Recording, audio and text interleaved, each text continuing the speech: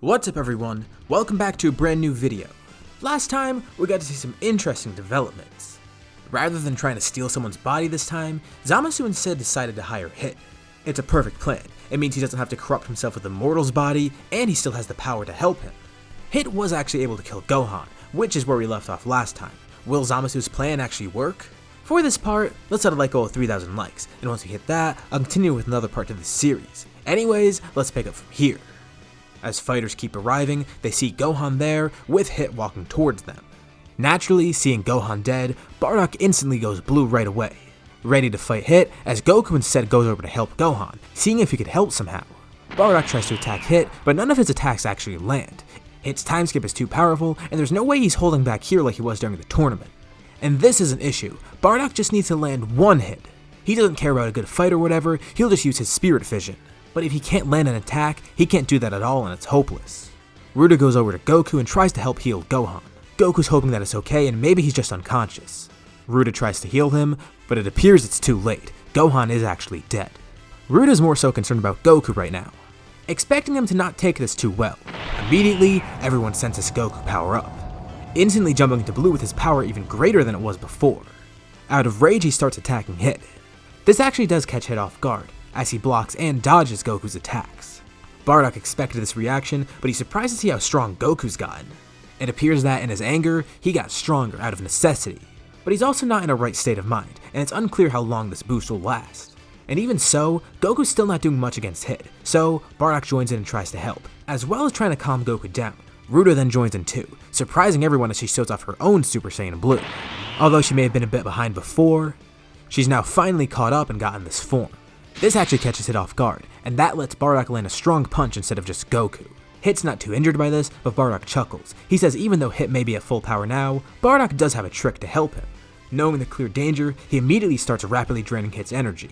Hit tries to avoid attacks, but it gets harder and harder for him as his energy is drained. He doesn't even know what's going on. As Bardock is about to finish off Hit, suddenly, he's attacked from behind. He shouts in pain, and everyone looks to see a slash on his back. His guard is down and someone attacked, and he only narrowly avoided it. Zamasu has entered the picture. He's pretty angered right now too. Obviously, Hit hasn't done his job yet, and it seems he is having some issues. Why are these mortals not dead yet? All he did is kill one of them. Hit apologizes, saying that Bardock has some weird ability that helped drain his energy. He doesn't know what happened. He would have been able to finish them off otherwise. That's a simple fix. Zamasu goes in, healing Hit, while Ruta tries to do the same for Bardock. He gets back up and he's fine, but he's going to need to attack Hit again if he wants to drain his energy still. So, the fight between Hit, Goku, Ruta, and Bardock continues. As Zamasu's about to leave, Vegeta and Raditz then step in and attack him together. It's one of the few times these two have teamed up. As you may remember from a few parts ago, Vegeta and Raditz weren't really on the best terms beforehand, for some pretty obvious reasons, but after all this time spent training together, they've come to tolerate each other. And, in a way, they've somewhat become rivals. Obviously, they would have put the past behind them, recognizing what they have in common rather than what they don't have in common. The two begin fighting Zamasu, and quickly come to learn that he's immortal. Although, it's not too big of a deal. Zamasu still does seem pretty weak, it's just the immortality that's an issue. If they find a way around this, they'll be able to kill him relatively simply. Far away, on the sacred world of Kai's, of course everyone's gonna be watching. Piccolo's confused, and a bit angered. Not just from seeing Gohan die, but also the person that he sees there. Zamasu? Piccolo would know who Zamasu is here. There's even a fair chance that they've trained together briefly. He's just more flabbergasted than anything. He always knew that Zamasu was a weird guy, but to think he's evil? Shin decides he's gonna check in with Gowasu, seeing what's going on in that universe. He tries to contact the Kai of Universe 10, but he gets no response at all. None of the gods of Universe 10 are responding. They can only assume that the worst happened, so instead, Shin tells everyone to grab onto him, teleporting the rest of the Kais to Beerus' planet. Whis of course would know about this situation, and Beerus is now filled in. So, a rogue Kai from Universe 10 ended up attacking this universe for some unknown reason, and it appears that he may have killed the gods in Universe 10 as well. On top of that, he is seemingly immortal, but what concerns Beerus the most is that he sees Hit there. Wait a second, how did Zamasu get into Universe 6 without being noticed? Surely one of the gods there would have seen something. It may be even worse than they assumed. They try checking up on Universe 6, and that's when they all realize Zamasu has killed the gods of Universe 6 as well, probably in an effort to not be noticed. And that does include Champa. This of course would not sit well with Beerus. It looks like they're the last line of defense now. When surveilling everyone, they notice that Zamasu has a time ring, so they're able to figure out what happened. He must use the time ring to get the Super Dragon Balls, or any form of Dragon Balls for that matter, becoming immortal in the process. And as they watch, Zamasu's able to retreat, escaping the attack from Raditz and Vegeta. Now that he's clear of this fight, he teleports away, ending up on Beerus' planet. The gods all look behind them and they see Zamasu standing there. Zamasu is equally surprised. He sees all of the Kais there, and of course Beerus, and they're all alert. All he needs to do is kill Shin, but Piccolo stepped up to defend him. As the strongest of the Kais, Piccolo will take charge here, holding off Zamasu so the Kais can find another way to fix this. Beerus would love to kill Zamasu too, but he knows he can't. With immortality, the Hakai is pretty much useless, so he focuses his efforts on helping the Kais as well. Piccolo should be able to hold off Zamasu long enough. The Kais are all teleported to Namek, splitting up. Beerus travels with Shin just in case he needs a bodyguard, while all of the other Kais scatter around the planet, each trying to find Dragon Balls. The only one who doesn't go with them is the Grand Supreme Kai, staying back to support Piccolo. Zamasu notices their plan and teleports away. But clearly, that's not going to work. The Grand Supreme Kai and Piccolo can teleport too. Zamasu hops from planet to planet to planet, but he keeps being chased along the way. He's trying to figure out where all those other people teleported to. They briefly stop at Earth and it's clearly not there. What could they be planning? Zamasu continues his search as Piccolo and Grand Supreme Kai chase him. Eventually, Zamasu does arrive on Namek, as he sees a bunch of Namekians and Kai scrambling around the planet. Wait, what is this planet? Piccolo hits Zamasu with a powerful punch, actually taking Zamasu's head off, which then regenerates. Piccolo's anger continues to swell. Now that they're on his home planet, he'll defend Namek and the Kais at any cost. All he needs to do is buy some time. As they continue to fight, the sky suddenly turns black, but goes back to normal not long later. Piccolo smirks and Zamasu wants to know what they did, when suddenly Shin appears in front of both of them, with Beerus. Angrily, Beerus lifts his hand up, pointing it towards Zamasu. He doesn't care though, he's immortal, he can't be erased. But as Beerus stares him down, Zamasu suddenly realizes what happened. Wait, Namek, the Namekians, he finally makes the connection. He briefly remembers hearing about the Super Dragon Balls, and they had some sort of relation to Namekians. Could there possibly be more here too? And if so, that means his immortality's been reversed. But just as he comes to this realization, Beerus utters a single word, Hakai. Zamasu shrieks as he's then erased, wiped from existence. Sadly, the Namek Dragon Balls weren't strong enough to revive people from other universes. But thankfully Shin has a time ring, so he can revive anyone killed in Universe 6 and Universe 10 with the Super Dragon Balls. But even though they couldn't revive people from other universes, they still were able to revive someone here. Back on Earth, Hit is outnumbered. Ruta healed Bardock and they're all facing Hit together now. More fighters have joined too, including people like Android 17 and Android 18.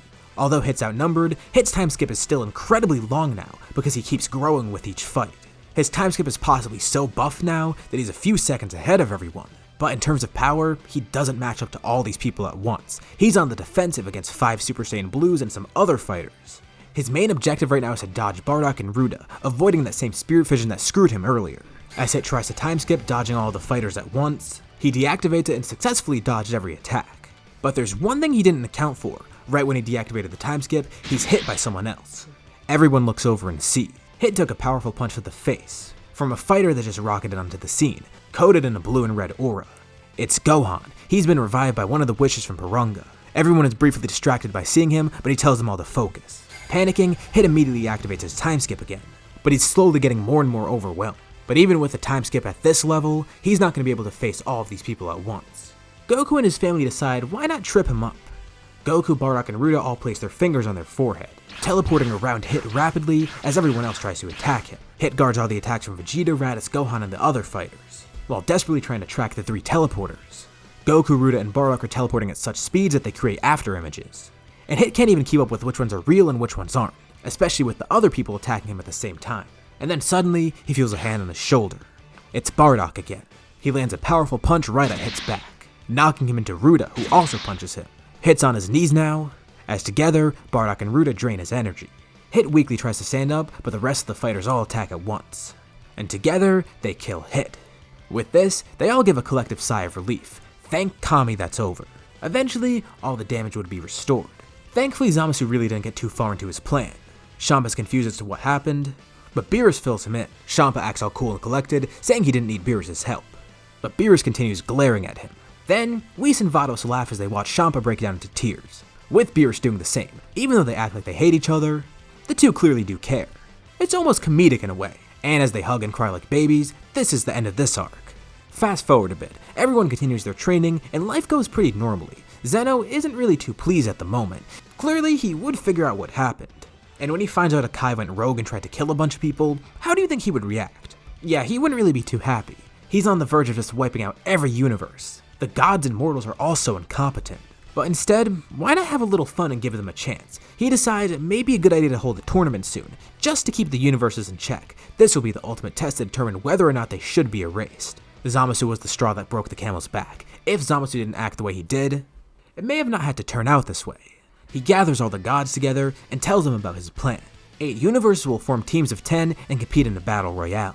The losers will all be eliminated, with 1 universe that will be allowed to survive.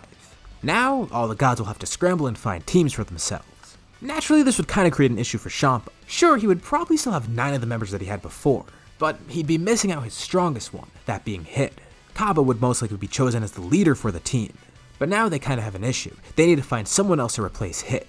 I mean, Champa would probably consider reviving Hit, but there's 2 reasons he probably wouldn't do that. 1, Hit doesn't really seem like a good person to trust.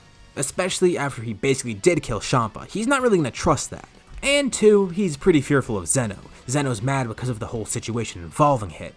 And he's not really too sure that Zeno will appreciate when Hit's brought back. So, Champa's just going to have to suck it up and find a new member of the team. He starts going around Universe 6, trying to find a suitable planet with some strong warriors. Let's go back to Universe 7. So, since Goku wasn't really involved in making the tournament this time, Beerus will pick the leader this time instead. And if anything, the 2 best candidates would be either Bardock or Vegeta. Both of them have power, experience, and battle strategies. But Beerus may lean in favor towards Bardock. Not that a leader really matters because either way, they're going to go with the same strategy, just attacking whoever they want when they want. As for the team, that'll be a bit more interesting to decide. Pretty much right away, the first 4 fighters are chosen: Goku, Vegeta, Bardock, and Raditz, as they're all on Beerus' planet and they're the first to hear about it. Alright, 4 out of 10 down. Naturally, they go to recruit Gohan too, as well as Ruta, who would bring 17 along with her. 7 fighters. Another great option would be Piccolo. They wouldn't really be too sure about this one, since he is an apprentice Kai, but they come to learn that it's fine because Zeno thinks it's cool. This would probably be a likely outcome because Toppo was allowed into the tournament and he was a candidate for God of Destruction, so I guess gods are kind of allowed to fight? At least the lower tiers of them. I don't know, it's probably more so the fact that Zeno just lets anything go as long as he finds it cool. He'd probably be pretty good at making what-ifs. Jokes aside, everything's going great right now. They have 8 strong fighters, and they have a bunch to choose from for the next 2. But more than likely, I feel like it would be Krillin and 18. Krillin is Goku's best friend, and 17's already there, so why not bring 18 too?